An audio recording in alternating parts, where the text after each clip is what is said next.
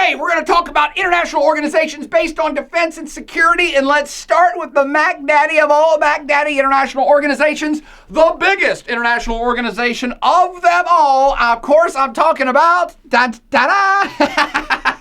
the United Nations. The boys in blue, powder blue that is, they're actually referred to as the Smurfs. Whenever they have UN peacekeepers in war zones, they're called the Smurfs by locals because of the beautiful light blue outfits they wear while they're stopping everybody from fighting. Now, a lot of people in the world consider the UN more like jokey Smurf because they think the whole organization is worthless and does nothing. Other people, though, look at the United Nations as a possible salvation for humanity if it can evolve into a true global singular government that can stop bad things from happening on the globe and promote good things to happen on the globe. That's a debate for another time and place, perhaps in class. Let's just cover very quickly, though, the superstructure of how this organization works and how it got to be where it's at, and maybe a little bit about its future. And we, of course, can start by talking about its mission. And we don't even have to dally here too much because we've already referenced this several times. The United Nations, created after World War II in 1945 to provide a forum for the states of the world to get together to resolve international conflicts and disputes before they become active conflicts. And, of course, to also help mediate and end conflicts that were already occurring despite UN efforts. Now, I said it was the largest organization in the world, and it is, perhaps throughout all of human history. There are 192 members of the United Nations. Hell, there's only 193 sovereign states. Who's the odd man out? Vatican City, those crazy Catholics. They said, hey, we don't really do political stuff. We don't need to be at the United Nations. They're observers, but they're not full-fledged members. So it's pretty much the entire planet that's in this single organization. Wow, it's the biggest of all time. And it's important to note that not just a forum were they trying to create. The creation of the entity itself was really also based on a pursuit of human rights for the entire planet. And it's a central tenet of the UN that's important enough to talk about for a second more. Because of the atrocities and the genocides that occurred during World War II, a consensus was formed with every single country on the planet that this new organization must work towards preventing similar tragedies in the future. Let me say that one more time. All the countries in the world agreed that human rights was a central reason for the creation of the United Nations and needed to be protected above all things. I say that because, of course, you think that there's a whole bunch of countries who are real, assholes, and there's rogue countries and evil, bad countries or terrible despot regimes and dictatorships. Even those countries agreed then and still agree now that this is one of the things the UN is supposed to be working towards. We all agree that human rights is a good thing that we should have. They felt so passionately about it that the Universal Declaration of Human Rights was passed in 1948, again, just 3 years after the creation of the UN itself. Now, it's not legally binding, but it was adopted by the entire UN, and if you're a UN member, then or now, you agree to this. You say, yes, human rights is good, and we should all work to protect that. And again, why would you think that way? Why am I, yelling about this, that it's so important? Because they got to thinking that what's the real point of just having one country, stopping one country from fighting another about political stuff or economic stuff if we protect individuals, if we say that individual human rights are what's important and that's what we focus on, aren't we pretty much taking care of all the conflict? Aren't we heading off all conflict if we focus on protecting all the individuals of every state, of every ethnic group, of every religion on the planet? Yeah, if you can do that, then kind of interstate conflicts will go away. Now, because human rights is kind of a central component of this, the kind of stated aims of the entire United Nations at this point are many and complicated. And they include facilitating cooperation in international law, in international security, in economic development, in social progress, in human rights, all to achieve this end of world peace. Damn! I mean, doesn't that pretty much cover everything in human existence? It kind of seems like it does to me. It's pretty all-encompassing. Because you're talking again about if you want to stop conflict in the world, all conflict in the world, then you have to have justice for everybody. And that's at the state-to-state level and the globe. You've got to have human rights. You've got to have people who aren't starving to death. People have to have an adequate diet. You got to have all of these things, because if you don't, what's the point of stopping one state from fighting another? In fact, most of the reasons that states go to fighting against each other, or tribes go against fighting each other, is because some problem with all these other things we've just mentioned. So to achieve world peace, the United Nations wants to do all of these things. And it's a hell of a lot, man. That's why people get flustered and say, what a joke. That's like everything. You can't control everything, and that's a decent point to make. But they're trying anyway. Now, I just mentioned a whole bunch of stuff. Let me kind of sum it up into three major categories. The United Nations is all about peacekeeping and security. That you've seen before. That's the guys in war zones stopping people from shooting at each other. Human rights and humanitarian assistance.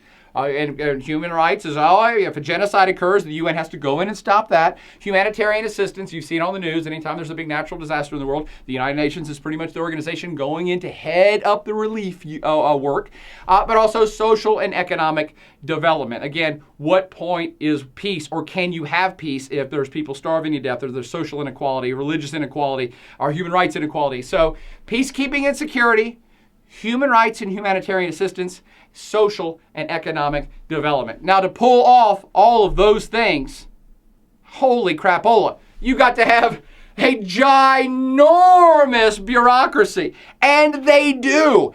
I don't even know how many tens of thousands, if not hundreds of thousands of people work for the United Nations all over the planet trying to achieve all of these multifaceted goals, again, all in this all-encompassing effort to have world peace. I mean, it just makes your head spin thinking about trying to get all this stuff done. And the bureaucracy is gigantic to try to get this stuff done.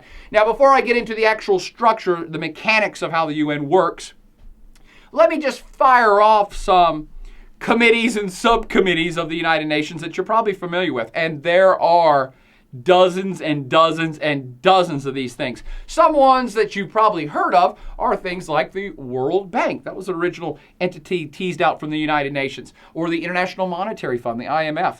Or UNICEF, the UN Children's Fund. You guys go out for Halloween and collect money in the UNICEF box, and if you're like me, you stole half of it. I was a terrible kid. But UNICEF, or the World Health Organization, okay, the WHO, or even UN Educational, Scientific, and Cultural Organization, or UNESCO. All of these committees and subcommittees have specific things that they all focus on, be it children's welfare for UNICEF or World Health under the WHO, or preserving international monuments under a UNESCO banner. They all do their specific little jobs and try to do it at a global scale. But all of those things that you readily recognize, they're not the command superstructure. They're not the big picture items of how the United Nations works. So let's cover that right now. In no specific order, here are the major divisions of the UN governance itself.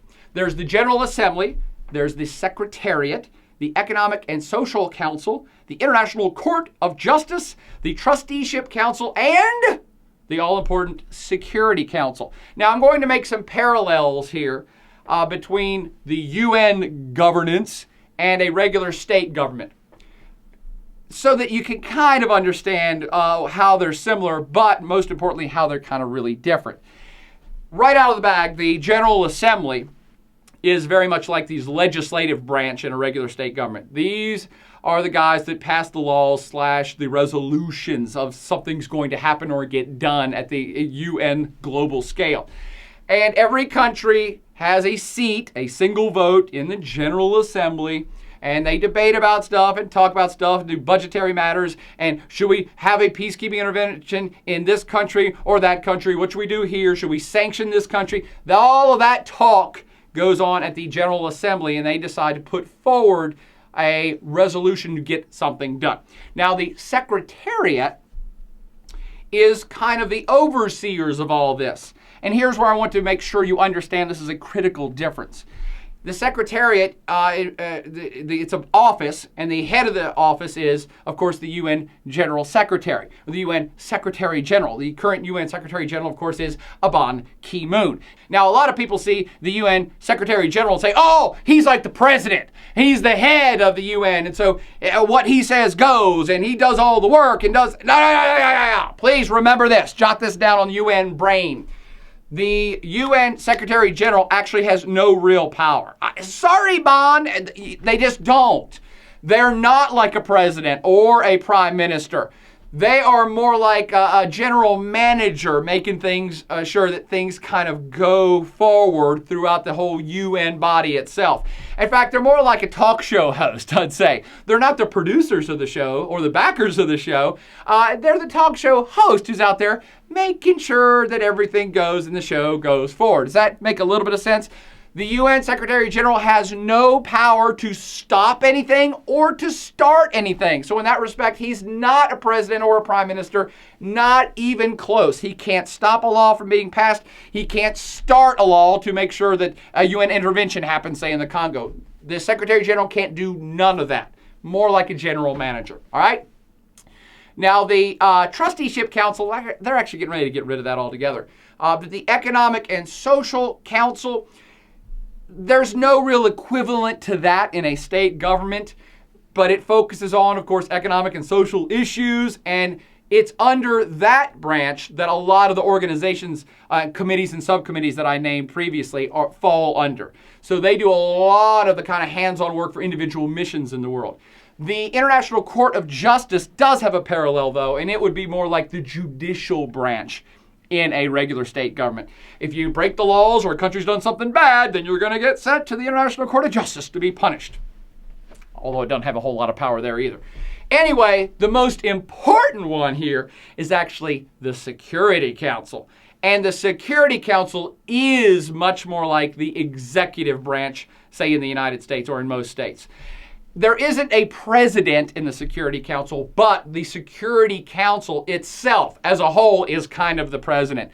The Security Council can stop anything from going forward at the UN. It can suggest the way things are going to get run. Most importantly, though, it can block any movement, start or stop anything it wants to. And that makes it the real kind of leadership of the United Nations as a whole. Now, because of this whole integration of human rights and economic and social council and the justice division, all of this stuff evolved again because everybody agreed that you can't have peace without having equality and people not starving to death and a justice system that everybody can try to get justice in the world. So you can't have lasting peace while there's chronic poverty. You can't have lasting peace while there's massive injustice in any part of the world. This all kind of underpins the whole concept of peace, so you got to have all this stuff, which is why you have this great, big, bloated, complicated, and expanded bureaucracy with all these organizations, with committees and subcommittees that try to deal with all those individual issues. But at the global scale, damn, makes my UN head hurt. But if the essence of the UN is to keep the peace, the true essence of why it exists, even though it has been expanded greatly into other realms, can we say that the UN has been successful or not? The nots in the world would say, hell not. The UN is a total joke and total waste of time. I mean, there's still so much strife and inequality and poverty and injustice, and there's still a whole bunch of conflicts occurring in the world. And now we have the global war on terrorism. I mean, the UN hasn't done anything. That's a valid point. But the people who support the United Nations would say, well, hang on. Has World War III occurred? That's right, it has not.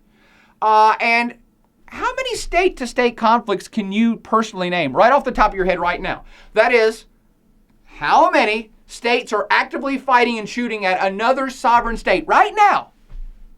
That's kind of hard to think about, isn't it? I mean, you're instinctively, you're saying, oh, the U.S. is in Iraq.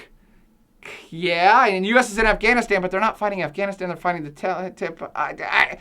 There's not that many state-to-state conflict, and World War III has not happened. So if you step back from the whole thing, you do have to at least acknowledge, well, conflict between states has actually decreased since this United Nations group has been formed back in 1945. There's no getting around that. So there's pluses and minuses to the whole debate about the United Nations. And a lot of this debate actually on whether the organization is worthwhile and functional or if it's a total waste of time is actually truly based not really on the concept, but upon the actual internal infrastructure of the organization itself, some of which I've now alluded to.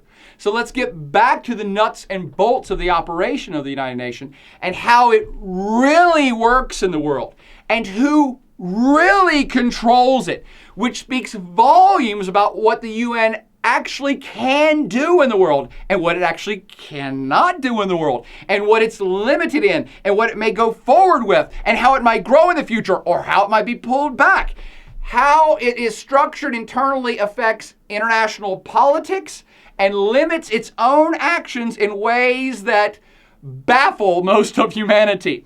And all of it can be understood by simply getting what that all-important UN Security Council is all about and how it operates. Yes, remember, I just mentioned it a little while ago. The UN Security Council, and in particular, the permanent members of that Security Council are the ones with the real power within the UN. So let's look at them in more detail next.